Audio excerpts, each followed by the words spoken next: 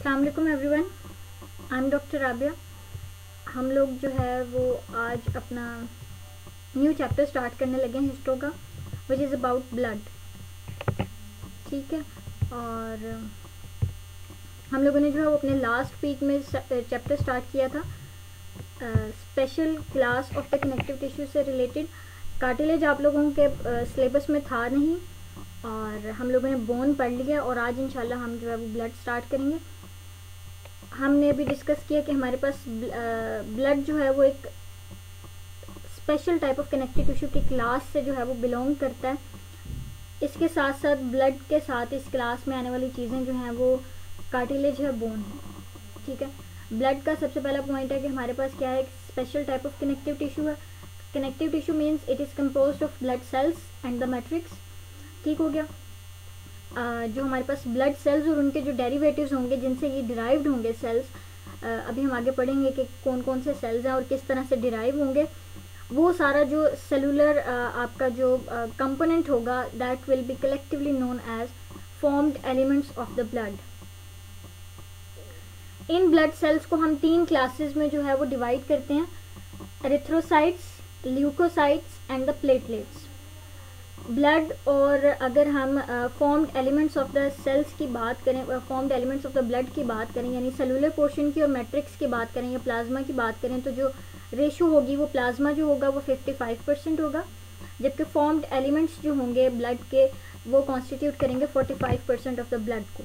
ठीक है, इसकी एक्सप्लेनेशन मैं पीछे भी देकर आई थी, लेकिन उन बच्चों के लिए जिनको जो उस लेक्चर में नहीं थे, विच इज़ अबाउट कि हमारे पास ब्लड का जो मतलब परसेंटेज है, उस ब्लड के अंदर जो 55% होगा वो प्लाज्मा होगा और रिमेनिंग 45% जो होंगे वो क्या होंगे, सेल्स होंगे। नेक्स्ट हमारे पास है प्लाज्मा।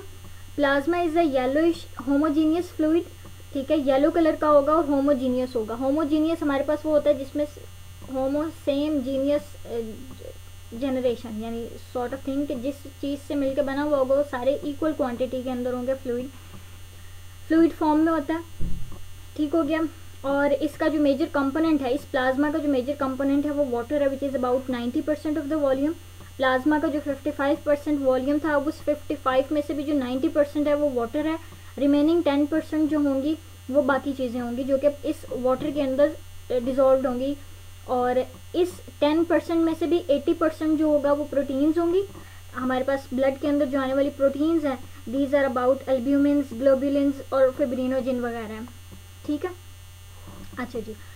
नेक्स्ट हमारे पास है कि अब इस 10% का बात हो रही है कि टोटल जो 55% ब्लड का था, उस 55% ऑफ द ब्लड प्लाज्मा में से 90% वाटर है, 10% प्लाज्मा आपकी जो डिजॉल्व सब्सटेंसेस हैं वो। इस 10% का 80 जो है वो क्या है, प्रोटीन्स। ठीक है, और रिमेनिंग जो 20% हो जाएगा उसके अंदर हमारे पास डिजॉल्व आएंगे सोल्यूट्स वगैरह, जिसके अंदर इनऑर्गेनिक सॉल्ट्स हो जाएंगी, इलेक्ट्रोलाइट्स हो जाएंगे, nitrogenous compounds, hormones, enzymes and dissolved gases. अच्छा, अब हमारे पास ब्लड के अंदर एक ये होता है कि हमारे पास ब्लड जो है वो एक ट्रांसपोर्टर है। ठीक है, यानी इसको हम इस तरह से रिलेट करें कि अगर हम ब्लड को पब्लिक ट्रांसपोर्ट से रिलेट करें तो पब्लिक ट्रांसपोर्ट क्या होती है, एक स्पेसिफिक रूट होता है। उस रूट के रास्ते में आने वाली जितनी स्टॉप्स होंगे उन स्टॉप्स पे पैसेंजर्स को पिक एंड ड्रॉप किया जाएगा, same like with the blood. ठीक है, ब्लड का क्या है, एक स्पेसिफिक रूट है, उसकी सारी सर्कुलेशन जो है वो थ्रू आउट द बॉडी जानी होती है और उसने अपने अपने स्पेसिफिक पॉइंट से चीज़ें उठानी और ड्रॉप करनी होती हैं। सपोज लंग्स से उसने क्या करना है, ऑक्सीजन को लेकर जाना है और कार्बन डाइऑक्साइड को वापस लंग्स के लेवल पर लेकर आना है।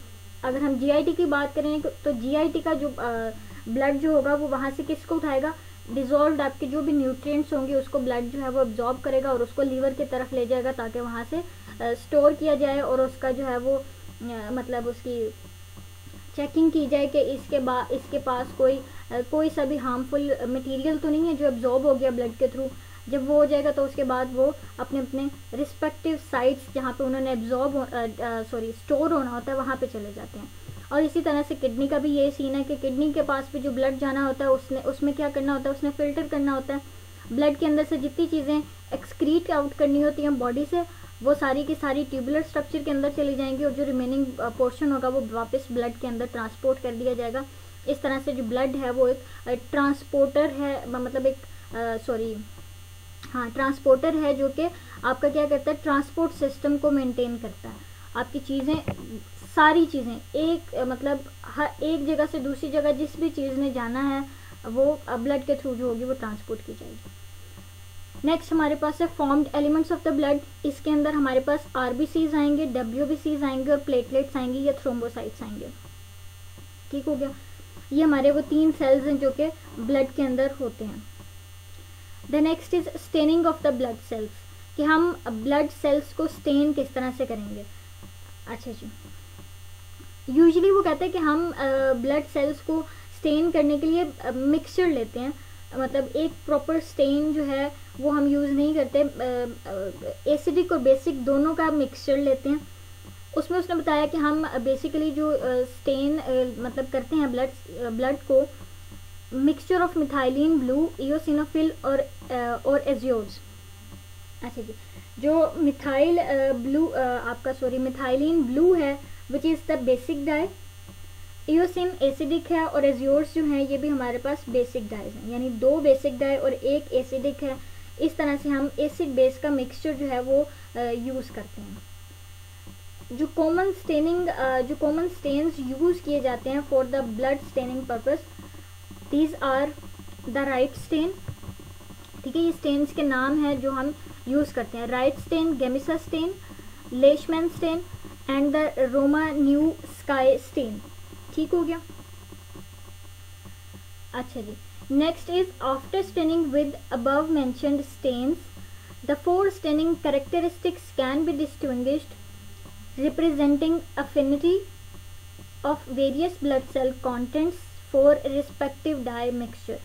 ठीक है, यानी अब वो क्या कह रहा है कि जब हम ऊपर बताए हुए स्टेन्स के साथ स्टेन करते हैं तो हमारे पास 4 कैरेक्टरिस्टिक जो होती हैं वो आती हैं। दीज आर द बेजोफिलिया, एसिडोफिलिया या इओसिनोफिलिया, एजीरोफिलिया और न्यूट्रोफिलिया। अब हमारे पास बेजोफिलिया क्या होगा कि जब आपके वो ब्लड सेल्स जो अफिनिटी रखेंगे for the methyl blue, these are known as basophilia. Having affinity for the eosinophil is known as acidophilia और eosinophilia. Affinity for the azures is known as azurophilia. Purple colour ये basically take up करते हैं। अच्छा जी, next हमारे पास है न्यूट्रोफिलिया। ये वो हैं जिनके पास न्यूट्रल डाई कॉम्प्लेक्स को अफिनिटी रखते हैं। ठीक है, formed by the combination of acidic eosinophil dye with the basic dyes is known as neutrophilia. यानी क्या होगा कि आपका इनकी अफिनिटी जो होगी वो न्यूट्रल डाई कॉम्प्लेक्स के लिए होगी। एसिड और बेस दोनों डाइज की मिक्सचर कॉम्बिनेशन से जो है ये हमारे पास आपके आते हैं neutrophilia. Next is haemopoiesis. Haemopoiesis is basically the process through which the blood cells, the formed elements of the blood are formed। ठीक है, यानी ब्लड सेल्स किस तरह से बनते हैं वो जो सारा प्रोसेस है that is known as haemopoiesis और हेमेटोपोइसिस। अच्छा जी, हीम का मतलब ब्लड होता है। ठीक है, ये आप लोगों को पता है। The next is the blood cells have limited life span and are continuously replaced in the red bone marrow. Blood cells जो हैं वो हमारा क्या करते हैं कि मतलब कॉन्टीन्यूसली न्यू सेल्स जो हैं वो ब्लड सर्कुलेशन के अंदर एंटर हो रहे होते हैं। ये नहीं होता at the time of birth जो सेल्स थे वही at the time of death भी होंगे ऑफ द इंडिविजुअल। ठीक है, अच्छा अब इसका मतलब क्या हुआ कि हमारे पास जो ब्लड सेल्स होंगे उनका एक लाइफ स्पैन होगा हर ब्लड सेल का, आरबीसीज का, डब्ल्यूबीसीज का, प्लेटलेट्स का। अपने प्रॉपर लाइफ स्पैन के बाद मतलब अगर सपोज हम आरबीसी की बात करें तो उसका लाइफ स्पैन जो होता है वो अबाउट 120 डेज होता है। वो ब्लड सेल्स जो अपना 120 डेज का टाइम पीरियड पूरा कर लेंगे उसके बाद उनकी छांटी होगी। ठीक है, और उस छांटी के बाद they will be degraded into smaller units. ठीक है, जिससे वो मिलकर बना हुआ होता है उसमें वो डिग्रेड किए जाते हैं और उसके बाद उसका जो मिक्सचर होता है यानी जो यूज़फुल सब्सटेंसेस होंगे वो दोबारा सर्कुलेशन में ऐड हो जाएंगे ताकि न्यू आरबीसी जो बन रहे हैं उसमें यूज़ हो सके और जो मटेरियल होगा जिसको रिमूव करना होगा फ्रॉम द बॉडी, वो आपके एक्सक्रीटरी सिस्टम के थ्रू जो है वो आउट हो जाएंगे। अच्छा जी, इसका मतलब ये है कि हमारे पास लाइफ स्पैन, हर सेल्स का जो है वो एक स्पेसिफिक लाइफ स्पैन होगा, और उसको पूरा करने के बाद न्यू सेल्स जो हैं वो रिप्लेस कर दिए जाएंगे बाय द ओल्डर वंस। अच्छा जी, अब हम अगर न्यू सेल्स बन रहे हैं तो कहाँ पे बनेंगे, तो वो डिफरेंट साइट्स होंगी हीमोपोइसिस की, और ये डिफरेंट साइट्स ऑफ हीमोपोइसिस जो है ये डिपेंड करता है on the developing stage of the organism के, ऑर्गेनिज्म इस टाइम डेवलपमेंट की किस स्टेज पे है। ये कुछ स्टेजेस हैं जिसमें उसने बताया कि हमारे पास किस स्टेज पे कहाँ पे जो है वो ब्लड सेल्स बनेंगे। कुछ इंट्रायूट्राइन हैं और बाकी बाद के आफ्टर बर्थ वाले हैं। During the third week of development जो आरबीसी आपके जो फॉर्म्ड एलिमेंट्स हैं, ब्लड सेल्स हैं, वो कहाँ से बनेंगे, मीजोडर्म से बनेंगे। 6th वीक के टाइम पे लीवर से, डेवलपिंग लीवर से, जो लीवर खुद बन रहा होगा उसके अंदर क्या बन रहा है, blood cells. During the middle of the third trimester हमारे पास स्प्लीन से बन रहे होते हैं एलिमेंट्स ऑफ द ब्लड। जब एंड ऑफ इंट्रायूट्राइन लाइफ तक जो आरबीसीज जो फॉर्म्ड एलिमेंट्स होंगे वो कहाँ से बनेंगे, स्प्लीन और लीवर से बनेंगे। और आफ्टर बर्थ हीमोपोइसिस जो होगा वो सिर्फ और सिर्फ बोन मैरो के अंदर होगा। लेकिन लीवर और स्प्लीन जो है they retain the potential to form the blood cells and can restart the activity in special circumstances when there is urgent need to form the blood cells। यानी हमारे पास liver और स्प्लीन के अंदर इतना potential होता है, या इतनी वो प्रिकर्सर्स अवेलेबल होते हैं, या वो मशीनरी सारी अवेलेबल होती है जो कि इन्वॉल्व होती है in the formation of formed elements, लेकिन वो बनाते नहीं हैं। अगर ऐसे कोई सर्कमस्टांसेस आ जाएं जिसके रिजल्ट में for example excessive blood loss हो गया, बॉडी शॉक में जा रही है, हाइपोवोलेमिक शॉक में जा रही है, कोई सी भी ऐसी इंजरी हुई है जिसके रिजल्ट में ब्लड लॉस जो है वो थ्रोम्बस बनने के रिजल्ट में वो क्लॉट नहीं बना और ब्लड जो है वो कंटिन्यूसली लीक होता जा रहा है बॉडी से, बॉडी हाइपोवोलेमिक शॉक में जाएगी। और ऐसे सर्कमस्टांसेस में बॉडी जो है वो ओवरकम करने की कोशिश करती है टू दैट स्टेट। ठीक है, ऐसे सर्कमस्टांसेस में जो हमारे स्प्लीन और लीवर हैं ये क्या बनाते हैं, ब्लड सेल्स बनाने की कैपेबिलिटी रखते हैं। अच्छा जी, अब हमने पढ़ा कि हमारे पास आफ्टर द बर्थ जो ब्लड सेल्स हैं वो कहाँ पे बनेंगे, बोन मैरो के अंदर बनेंगे। तो अब हम बोन मैरो देख लेते हैं कि basically what the bone marrow is. तो हम अभी पीछे बोन पढ़ कर आए, बोन के अंदर हमने एक कैविटी पढ़ी थी जिसको हमने बोन मैरो कैविटी कही थी। Basically that bone marrow cavity is a gelatinous vascular connective tissue, ठीक है, जो कि आपकी bone cavity of the long bones and the interstices between the trabeculae of the spongy bone के बीच में पड़ा हुआ होता है। अगर हम लॉन्ग बोन्स की बात करें तो लॉन्ग बोन के अंदर जो मैरो कैविटी होती है उसके अंदर जो बोन मैरो जो गूदा होता है पड़ा हुआ, that is responsible for the formation of blood sales. और अगर आप आपकी स्पॉन्जी बोन की बात करेंगे तो स्पॉन्जी बोन के अंदर ट्रेबेकुलर सिस्टम होता है। तो ट्रेबेकुलर सिस्टम के बीच की जो स्पेसेस होंगी वो क्या बनाएंगी, formed elements of the blood. Bone marrow दो तरह का होता है आप इंडिविजुअल के अंदर, one is red bone marrow and the other one is yellow bone marrow. जब न्यू बॉर्न बेबी होता है तो उसके अंदर सारा जो बोन मैरो है, यानी कोई येलो बोन मैरो नहीं होता, सारे का सारा जो मैरो होता है वो रेड बोन मैरो होता है। इसको हम रेड बोन मैरो इसकी रेड अपीयरेंस की वजह से कहते हैं, और ये रेड इस वजह से होता है क्योंकि इसके अंदर इंक्रीज नंबर ऑफ आरबीसीज जो हैं वो प्रोड्यूस हो रहे होते हैं। अच्छा जी, after the age of 6 the bone marrow is gradually replaced by the yellow bone marrow. और वहाँ पे जो मतलब रेड मैरो है that is replaced by the fat, ठीक है, यानी वहाँ पे फैट का डेपोजिशन बढ़ना शुरू हो जाता है, इसी वजह से हम उसको येलो कह रहे हैं, फैट डेपोजिशन की वजह से। अच्छा जी, अब एडल्ट्स के अंदर जो रेड बोन मैरो है वो कहाँ कहाँ होगा। अब रेड बोन मैरो हमारे पास वो साइट है जहाँ पे हीमोपोइसिस होगी, ठीक है, और जो रेड बोन मैरो है वो remains only in the vertebra, sternum, ribs, hip bones and in the proximal ends of the humerus, femur and the tibia. ये वो साइट्स हैं जहाँ पे हमारे पास मैरो जो होगा वो रेड होगा, और यानी यहाँ पे हमारे पास क्या बनेंगे, ब्लड सेल्स। कौन कौन सी हैं, hip bone, sternum, ribs, vertebra और proximal ends of the humerus, femur and the tibia. अब हम पढ़ लेते हैं बेसिकली हीमोपोइसिस। अच्छा जी, हीमोपोइसिस हमने भी पढ़ा कि हमारे पास क्या है, it is the process of formation of blood sales.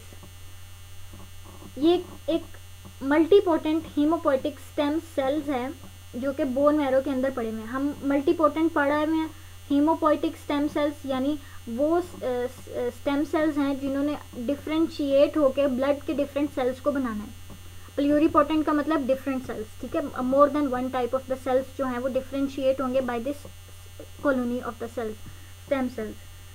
तो हमारे पास वो बेसिक सेल जहाँ से सारे ब्लड सेल्स ने जो है वो बनना है, that is known as the pluripotent haemopoietic stem cell, PHSC। अच्छा जी, अब ये जो सेल्स हैं ये नॉर्मल जो है वो they do not divide regularly but undergo the periodic burst of mitotic divisions. ठीक है, रेगुलर बेसिस पे इनकी डिवीजन नहीं हो रही होती, लेकिन एक periodic burst of mitotic division आती है। इस डिवीजन के रिजल्ट में, यानी PHSCs की डिवीजन के रिजल्ट में हमारे पास दो टाइप ऑफ जो है वो डिवीजन्स आती हैं।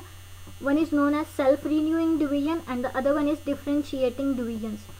यानी ये सेल्स जब डिवीजन के अंदर जाएंगे तो ये दो तरह के सेल्स बना देंगे। एक होंगे जो अपने ही जैसे सेल्स बनाएंगे दोबारा, यानी सेल्फ रीन्यूइंग डिवीजन कहलाएगी वो, and the other one is the differentiating divisions.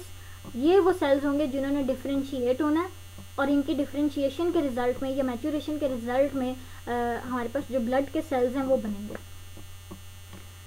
Differentiating division जो है वो that gives further to different types of multipotent haemopoietic stem cells, MHSCs। ठीक हो गया।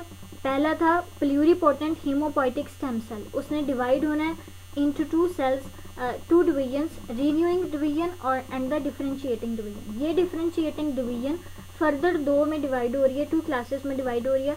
द वन इज आपकी मल्टीपोटेंट हीमोपोइटिक स्टेम सेल्स। अब ये जो दो मल्टीपोटेंट हीमोपोइटिक स्टेम सेल्स हैं, ये मतलब दो तरह की कॉलोनी फॉर्मिंग यूनिट्स बनाएंगी। The one is known as colony forming unit lymphocyte and the other one is the colony forming unit granulocyte, erythrocyte, monocyte and megakaryocyte, GEMM। ठीक हो गया। मल्टीपोटेंट स्टेम सेल्स से दो कॉलोनी फॉर्मिंग यूनिट बनेंगे। The one is colony forming unit lymphocyte and the other one is the colony forming unit, जिसके अंदर हमारे पास बाकी सारा आ जाएगा, ग्रेनुलोसाइट, एरिथ्रोसाइट, मोनोसाइट, मेगाकैरियोसाइट। अच्छा जी, ये जो कॉलोनी फॉर्मिंग यूनिट L है, लिम्फोसाइट है, ये क्या बनाएंगे, लिम्फॉइड सेल्स बनाएंगे। ठीक है, जो कि माइग्रेट करेंगे बोन मैरो से to the lymphoid organs such as the thymus, lymph nodes, spleen. अच्छा जी, जहाँ पे उनकी फर्दर डेवलपमेंट जो होगी वो होगी। The next is CFU-GEMM that will give rise to the various cell lines that undergo the further development in the bone marrow and therefore are called myeloid cell lines। जो lymphoid sales हैं उनकी जो precursors होंगे वो lymph sales के अंदर होंगे। ठीक है, लेकिन जो हमारे पास उनकी मैच्योरेशन होगी वो कहाँ पे होगी, लिम्फ ऑर्गन्स के अंदर होगी। जबकि other class of the precursor जो है उसमें हमारे पास वो बनेंगे भी बोन मैरो में, उनकी मैच्योरेशन भी बोन मैरो के अंदर होगी, और फिर उनका फंक्शन जो होगा वो बोन मैरो ब्लड से बाहर निकल के होगा। ठीक है, लिम्फोसाइट्स की अगर हम बात करें, दिस इज द क्या कहते हैं, सारी आपकी पिक्चर डायग्राम है ये आपकी, जिसमें हमने ब्लड के सेल्स को पढ़ना है कि किस तरह से जो है ये डिफ्रेंशिएट हुआ। ये हमारे पास प्लूरीपोटेंट हीमोपोइटिक स्टेम सेल है, ये हमारे पास दो क्लासेस में गया था, एक हमारा माइलॉइड स्टेम सेल था and the other one is lymphoid stem cells. जो माइलॉइड स्टेम सेल्स है ये further 4 type of differentiating cell के अंदर जाएगा, यानी अब ये सेल्स जो हैं ये 4 डिफरेंशिएटिंग सेल्स में जाएंगे। The one is pro erythroblast, ठीक है। पहले हम ये एरिथ्रोब्लास्ट वाला अब सारा देख लेंगे, यानी ये वाली सारी रो देखेंगे। माइलॉइड स्टेम सेल जो है वो प्रो एरिथ्रोब्लास्ट के अंदर जाएगा। This pro erythroblast is basically a large cell having a nucleus which is spherical in shape and centrally located.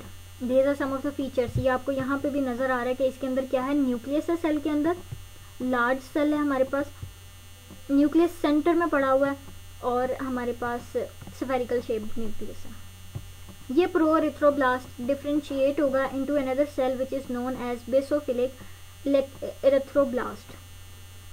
अगर हम इस सेल की बात करें तो दिस सेल ऑल्सो मतलब शोज कैरेक्टरिस्टिक न्यूक्लियस, ठीक है। और इसी तरह से इसका जो साइटोप्लाज्म होगा that will be the basophilia because it indicates increase number of ribosomes, ठीक है।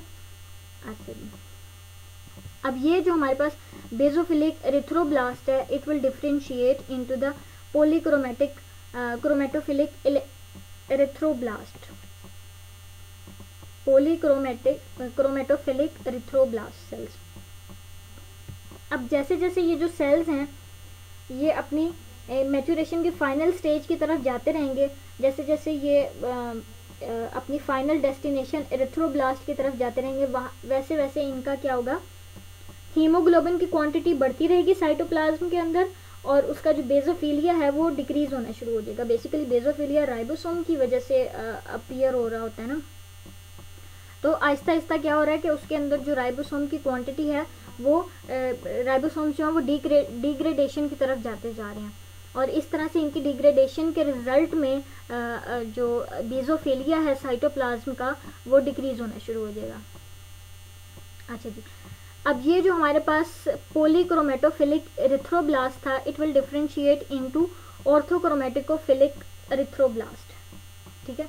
इसके अंदर अगर आप देखें तो हमारे पास ये जो न्यूक्लियस है इसका साइज कम होना शुरू हो गया, ये पेरिफेरी की तरफ चला गया, सेंट्रली लोकेटेड नहीं है, साइज कम होना शुरू हो गया। अब ये जो है ये डिफरेंशिएट होगा into a cell which is known as reticulocyte cell. Basically this reticulocyte cell is the immature erythrocytes, ठीक है। इसके अंदर हमारे पास जो है गोल्जी ऑपरेटस के रेमनेंट्स पड़े होंगे, सम ऑफ द माइटोकॉन्ड्रिया पड़े हुए होंगे and some of the few ribosomes पड़े हुए होंगे जो कि फ्री होते हैं, ठीक है। Some of the free ribosomes are के साथ एंडोप्लाज्मिक रेटिकुलम के साथ जो है वो अटैच नहीं होंगे, ठीक हो गया। यानी इसके अंदर जो हैं वो जो ऑर्गेनलीज हैं उनके रेमनेंट्स पड़े हुए होंगे। अच्छा जी, अब ये जो रेटिकुलोसाइट है ये रिलीज कर दिया जाता है बोन मैरो से सर्कुलेशन के अंदर और वहाँ पे इनकी जो मैच्योरेशन है यानी रेटिकुलोसाइट से मैच्योर आरबीसी में बनने का जो टाइम पीरियड है इट्स अबाउट 24 to 48 आवर्स। इस ड्यूरेशन के दौरान जो हमने अभी रेमनेंट्स पढ़े गोल्जी ऑपरेटस के थे, आर के थे, राइबोसोम्स के थे, वो क्या होंगे मतलब बिल्कुल ही ख़त्म हो जाएंगे और इस तरह से जो है वो हमारे पास एक मैच्योर एरिथ्रोसाइट ए न्यूक्लिएटेड सेल बन जाएगा, डिस्क शेप्ड ए न्यूक्लिएटेड सेल बन जाएगा जिसको हम क्या बोल रहे हैं, आरबीसी बोल रहे हैं। ये हमारा प्रोसेस था आरबीसी के बनने का। अब हम बात करते हैं कि हमारे पास माइलोब्लास्ट सेल का। बेसिकली जो माइलोब्लास्ट सेल है इसने ल्यूकोसाइट के ग्रेन्यूलोसाइट्स बनाने हैं, वो वाले ल्यूकोसाइट्स, वो वाले ब्लड सेल्स जिनके साइटोप्लाज्म के अंदर ग्रेन्यूल्स पड़ा हुआ होता है, जिसके अंदर हमारे पास वो आता है क्या कहते हैं, बेसोफिल, इओसिनोफिल और न्यूट्रोफिल, ठीक है। ये तीन जो टाइप्स हैं ल्यूकोसाइट्स की, WBCs की, जो कि ग्रेन्यूलोसाइट्स होते हैं। बात यह है कि माइलोब्लास्ट बनेगा, ठीक है। माइलॉइड स्टेम सेल से माइलोब्लास्ट बनेगा। माइलोब्लास्ट जो है वो हमारे पास प्रोमाइलोसाइट में चला जाएगा। प्रोमाइलोसाइट जो है वो 3 डिफरेंट जो सेल्स हैं उसका जो है वो माइलोसाइट बना देंगे। प्रोमाइलोसाइट से माइलोसाइट बनेंगे, यानी इओसिनोफिलिक मायोसाइट, बेसोफिलिक माइलोसाइट और न्यूट्रोफिलिक माइलोसाइट, ठीक है। अच्छा जी, अब यहाँ से बनने के बाद इयोसिनोफिलिक, अब मैं इन तीनों के नाम नहीं बोलूँगी, ठीक है। Neutrophilic, eosinophilic, basophilic, myelocytes. अब ये डिफ्रेंशिएट होंगे into the band cells, respective band cells, यानी अब आपने इनके साथ बैंड सेल्स लगा देना है इनके नाम के साथ, ठीक है। अच्छा जी, नेक्स्ट फिर ये जब बैंड सेल्स कम्प्लीटली मेच्योर हो जाएंगे तो फिर हम इसको इयोसिनोफिल, बेजोफिल और न्यूट्रोफिल कह देंगे। अगेन रिवाइज करने जा रही हूँ। माइलाइड स्टेम सेल से माइलोब्लास्ट, माइलोब्लास्ट से प्रोमाइलोसाइट, प्रोमाइलोसाइट से माइलोसाइट, माइलोसाइट से मेटामाइलोसाइट, साथ आपने प्रोमाइलोसाइट के बाद इयोसिनोफिल, बेजोफिल और न्यूट्रोफिल लगाते रहना है। मेटामाइलोसाइट, मेटामाइलोसाइट के बाद हमारे पास आता है बैंड सेल्स, यानी eosinophilic band cells, neutrophilic band cells, basophilic band cells, और उसके बाद एंड पे हमारे पास फाइनल सेल्स आ जाते हैं, granulocytes of the WBCs which are the eosinophilic, neutrophilic and basophilic cells. Next is monoblast, ठीक है। उसी तरह से मोइलाइड स्टेम सेल्स से हमारे पास क्या बनेंगे, मोनोब्लास्ट सेल्स बनेंगे। वो मोनोब्लास्ट जो है वो डिफ्रेंशिएट होंगे इनटू प्रोमोनोसाइट, प्रोमोनोसाइट डिफ्रेंशिएट होगा इनटू द मोनोसाइट, और मोनोसाइट के फॉर्म में ये सर्कुलेशन के अंदर ऐड हो जाएगा। सर्कुलेशन से जब कनेक्टिव टिश्यू के अंदर जाएगा एट एन अप्रोप्रिएट स्टिमुलस, वहाँ पे जाके ये डिफ्रेंशिएट हो जाएगा इनटू द मेगा आपका मैक्रोफेजेस के अंदर, जो कि सेल ईटिंग सेल्स होते हैं। चलिए, the next is megakaryocyte. Megakaryocyte भी इसी तरह से मोइलाइड स्टेम सेल से डिफ्रेंशिएट होगा इनटू द मेगाकैरियोसाइट्स। मेगाकैरियोसाइट डिफ्रेंशिएट होगा इनटू द प्रोमेगाकैरियोसाइट, और वो जो है डिफ्रेंशिएट होगा इनटू मेगाकैरियोसाइट, और उसके बाद उसके डिफरेंट फ्रेगमेंट्स बन जाएंगे which are known as platelets, ठीक है। ये भी ए न्यूक्लिएटेड है RBC की तरह। नेक्स्ट जो हमारे पास बनी थी प्लूरिपोटेंट हीमोपोएटिक स्टेम सेल की डिफरेंशिएटिंग डिवीजन से जो एक क्लास बनी थी which is known as lymphoid stem cells. Lymphoid stem cell differentiate होगा into the lymphoblast, lymphoblast differentiate होगा इनटू द पोलीमोफोसाइट्स, ठीक है। ये डिफरेंशिएट होंगे इनटू द लार्ज लिम्फोसाइट्स, और लार्ज लिम्फोसाइट्स जो होंगे वो डिफरेंशिएट होंगे into the B lymphocytes and T lymphocytes. T lymphocytes जो हैं वो मेच्योर होंगे in the thymus of the lymphatic system, ठीक है। लिम्फेटिक सिस्टम का जो एक ऑर्गन है थाइमस, उसके अंदर जाके ये मेच्योर होंगे, और B लिम्फोसाइट्स जो हैं वो बर्सा डिपेंडेंट लिम्फोसाइट्स हैं। वहाँ पे मेच्योर होने के बाद ये कनेक्टिव टिश्यू के अंदर जाएंगे और वहाँ पे ये प्लाज्मा सेल्स कहलाएंगे, ठीक है। This is all about haemopoiesis.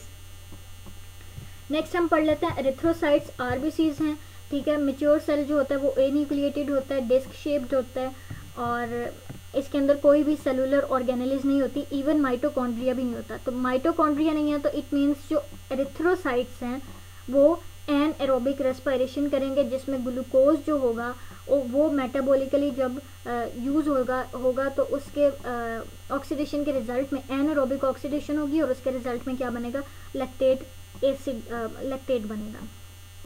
अच्छा जी, मतलब खुद देखें कि खुद ये वो सेल है जिसने सारी बॉडी को ऑक्सीजन सप्लाई करनी है, लेकिन खुद इसके पास माइटोकॉन्ड्रिया नहीं है, इसलिए ये एरोबिक रेस्पिरेशन नहीं कर रहा।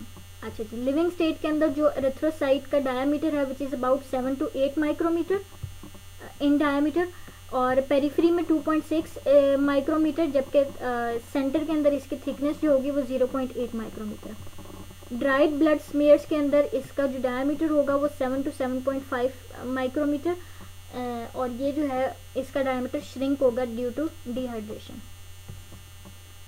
अच्छा अच्छा, बाइकनकेव शेप है, ये जो बाइकनकेविटी है ये उसके सरफेस एरिया को इंक्रीज कर देती है, और इसकी जो है वो enhancement of the surface area जो है वो फैसिलिटेट करता है गैसियस एक्सचेंज को। जब जाहिर सी बात है सरफेस एरिया बढ़ जाएगा तो हमारे पास ज़्यादा एरिया होगा जहाँ पे एक्सचेंज होगा बिटवीन द गैसेस।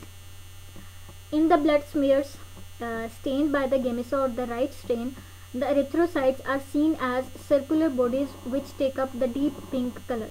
जो erythrocytes हैं राइट स्टेन के थ्रू वो कौन सा कलर लेंगे? Deep pink colour. बेसिकली जो आपका इसमें याद रखने वाली बात है वो यही है कि किस स्टेन के साथ किस ऑर्गेनेलिन है कौन सा कलर लेना है. अच्छा जी. RBCs develop in the bone marrow as true cells. ठीक है, वहाँ पे बेसिकली जब हम अभी देख के आए कि RBC जो बोन मैरो में बने थे तो वो न्यूक्लिएटेड ट्रू सेल था, लेकिन जैसे जैसे वो मैच्योर होता गया तो उसका मतलब सारे जो सेलुलर ऑर्गेनेलिस थे वो डिग्रेड हो गए और वो एक मतलब सेल वाली कैरेक्टरिस्टिक्स नहीं है उसके पास. जो सेल की ऑर्गेनेलिस होती हैं, जो उसका सारा मशीनरी होती है सेल की जिस पे वो सारा सेल बेस किया हुआ होता है. But before entering the blood they extrude their nucleus, lose various of the cellular organelles including the mitochondria. RBCs generate energy by anaerobic degradation of glucose to lactate. ये हम अभी बात कर रहे हैं. अच्छा जी. The main content of the cytoplasm is an iron containing protein known as hemoglobin. अब हमें पता है कि हमारे पास ये RBC का जो साइटोप्लाज्म है इसके अंदर एक स्पेशल प्रोटीन होती है which is known as haemoglobin. वो जो हीमोग्लोबिन प्रोटीन है वो एक मेटल आयरन को पे कंसिस्ट की हुई होती है, यानी प्रॉपरली एक 100% प्रोटीन नहीं है, उसके अंदर एक मेटल फिक्स्ड है, मतलब एक मेटल के साथ प्रोटीन जुड़ी हुई है. The hemoglobin enables the RBCs to perform their primary function of transporting oxygen from the lungs to the tissues and carbon dioxide from the tissues to the lungs. Basically hemoglobin की वजह से जो RBC का function है वो perform होता है. Single fresh erythrocyte has a pale yellow or tan color due to its content of the hemoglobin. ठीक है, जो फ्रेश कलर एरिथ्रोसाइट्स का होता है वो पेल येलो होता है. अच्छा जी. In dense masses the erythrocytes give the red color characteristics of the blood. ये हमारे पास एक स्टेन आपकी जो है वो स्लाइड है ब्लड की. इसके अंदर ये जितना भी pink colour, deep pink colour है, ये क्या रिप्रेजेंट कर रहा है? RBC को. और ये छोटे छोटे जो ब्लैक ये जो ब्लू के अंदर छोटे छोटे दाने नज़र आ रहे हैं आपको, दीज आर द प्लेटलेट्स. बाकी वाइट ब्लड सेल्स हैं, वो हम जब वाइट ब्लड सेल्स पढ़ेंगे डिटेल के साथ तो आपको पता चल जाएंगे. Next is under normal circumstances RBCs don't leave the circulatory system. ठीक है, but they have a very pliable and elastic body due to which they are capable of considerable distortion. ठीक है, वो कह रहे हैं कि नॉर्मल सर्कमस्टांसिस के अंदर जब हालात बिल्कुल ठीक होंगे तो RBC ब्लड वेसल्स को छोड़ के एक्स्ट्रा सेलुलर स्पेसिस के अंदर या एक्स्ट्रा सेलुलर फ्लूइड के अंदर नहीं जाते, लेकिन इट डजेंट मीन कि वो नहीं जा सकते. ठीक है, they are pliable and elastic bodies, they can change their shape accordingly. तो वो कहते हैं कि this is the evident from their capability to pass through small capillaries which have the lesser caliber than the diameter of the erythrocyte. ठीक है, वो कहते हैं कि ये एविडेंस पड़ा हुआ है कि हमारे पास ये सबूत पड़ा हुआ है कि जो RBCs हैं they are capable of changing the shape, और वो उस कैपिलरी से भी बाहर निकले हुए जिसका डायमीटर उसके अपने डायमीटर से कम था. इम्पोर्टेंट फिजिकल कैरेक्टरिस्टिक क्या है? Is their tendency to adhere to each other along their concave surfaces, यानी वो अपने कनकेव सर्फेसिस के ऊपर जमा होते रहेंगे like the columns that piled up the coins. जैसे आप सिक्के को एक दूसरे के ऊपर रखते रहोगे तो वो एक पूरी जो है वो रो बन जाएगी, कॉलम बन जाएगा. तो जो RBCs हैं वो भी एक दूसरे के ऊपर जो है वो पाइल अप होते रहते हैं. This phenomena is known as rouleaux formation. And basically वो ये कह रहा है कि हमारे पास ये क्या होता है कि this occur spontaneously in stagnant circulation और if the blood is removed from the circulation. जब आप ब्लड को बाहर निकालोगे तो RBC जो है वो एक दूसरे के ऊपर पाइल अप होने शुरू हो जाएंगे. और वो कह रहा है कि basic probably this phenomena is due to the surface tension, और जो लाइफ स्पैन है वो 120 डेज है. अच्छा जी. ओल्ड एंड जो वोर्न आउट एरिथ्रोसाइट्स होंगे वो हमारे पास ट्रैप किए जाएंगे, डिग्रेड किए जाएंगे by the phagocytotic cells in the spleen, liver and the bone marrow. Basically spleen जो है वो graveyard of the RBCs consider किया जाता है। अच्छा जी, when stained with the special dyes such as the cressyl blue, the cytoplasm of the few of the erythrocytes of the peripheral blood exhibits a bluish reticulum or a small number of bluish granules. Such cells are known as reticulocytes, representing immature RBCs in peripheral blood. ठीक है, वो ये कह रहा है कि जब आप पेरिफेरल ब्लड को स्पेशल डाई से स्टेन करोगे तो उस पेरिफेरल ब्लड के अंदर हमारे पास कुछ ब्लू से जो है वो ग्रेन्यूल्स दाने से नज़र आएंगे, और वो जो सेल्स होंगे these will be the reticulocytes, यानी वो क्या होंगे, इमेच्योर आरबीसीज होंगे जो सर्कुलेशन के अंदर आए हुए होंगे। अभी हम पढ़कर आए कि हमारे पास रेटिकुलोसाइट की मैच्योरेशन के लिए यानी रेटिकुलोसाइट्स अबाउट जो है वो 48 आवर्स के ड्यूरेशन के बीच में मैच्योर होते हैं। अच्छा जी,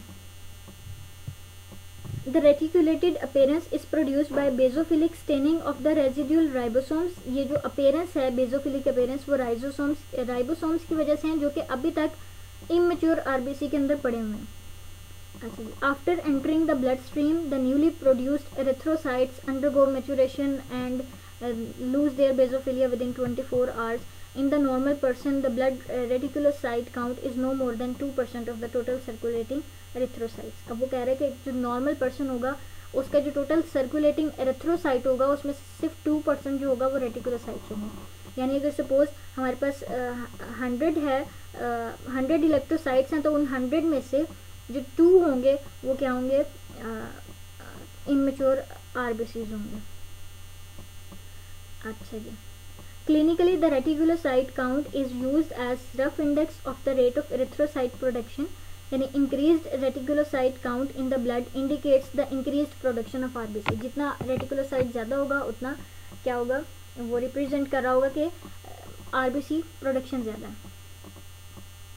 अच्छा, ये आगे इसके कुछ जनरल फीचर्स हैं कि ये हमारे पास ब्लड सेल्स के अंदर ये मोस्ट कॉमन सेल्स हैं RBCs. Average RBC count adult person के अंदर 5 मिलियन पर microlitre of the blood होता है। वुमेन के केस में ये कम होते हैं as compare to the man. और अगर आप इसका वॉल्यूम का मतलब जो ब्लड का volume percentage occupied by the erythrocyte है it is known as haematocrit. ठीक है, यानी जो ब्लड वॉल्यूम का एरिथ्रोसाइट ब्लड वॉल्यूम का जितना परसेंटेज एरिथ्रोसाइट ने लिया हुआ होगा that percentage will be the haematocrit, और इट्स अबाउट 45%। लो हेमेटोक्रिट का मतलब है कि बंदा जो है वो एनीमिक है। एनीमिक का मतलब होता है खून की कमी। ठीक है, मतलब या तो oxygen carrying capacity of the blood कम है, ठीक है, मतलब या तो वो एरिथ्रोसाइट का नंबर कम है या एरिथ्रोसाइट का कंटेंट पूरा है, यानी जो उसका हम अभी पीछे वैल्यू पढ़ के रहे हैं, लेकिन उसकी जो हीमोग्लोबिन है वो कम है। The next is platelets, thrombocytes भी इसको बोलते हैं। Thrombo mean thrombus, cytes mean cell, यानी थ्रोम्बस फॉर्मिंग सेल्स हैं। ये भी हमारे पास आरबीसी की तरह ए न्यूक्लिएटेड हैं, डिस्क शेप्ड हैं।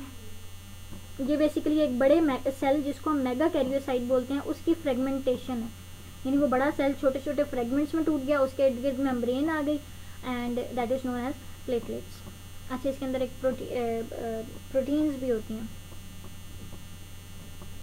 अच्छा जी, इसका जो डायमीटर है which is about 2 to 4 micrometre. अच्छा जी, इसके इर्द गिर्द प्लाज्मा मेम्ब्रेन लगी होती है but they don't contain the nucleus. इनका जो नॉर्मल काउंट रेंज है that is from 2 lakhs to 4 पर microlitre of a blood. और स्टेन्ड स्मीयर्स के अंदर platelets seen as clumps of various sizes. ठीक है, यानी फ्रेगमेंट्स हैं तो वेरियस साइजेस के अपीयर होते हैं।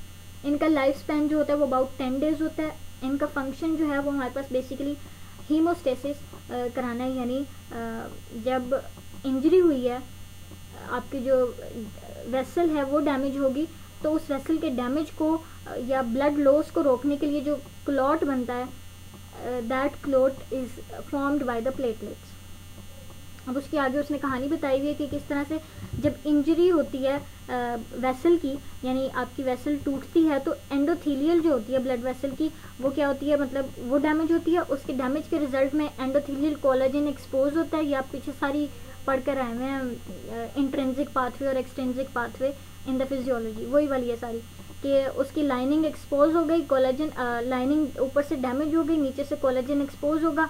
ये कोलेजन एक्सपोजर जो होगा ये सेंसर होगा प्लेटलेट्स के लिए, वो इसको सेंस करेंगे और आके जो है एडहेयर कर देंगे इस कोलेजन एक्सपोज साइट पे। अब ये क्या होंगे, प्लेटलेट्स एक्टिवेट होंगे और क्या करेंगे, फर्दर 3 काम करेंगे। Release of content of platelet granules, इनके अंदर पड़े हुए जो ग्रेन्यूल्स हैं उसके कंटेंट को रिलीज करेंगे।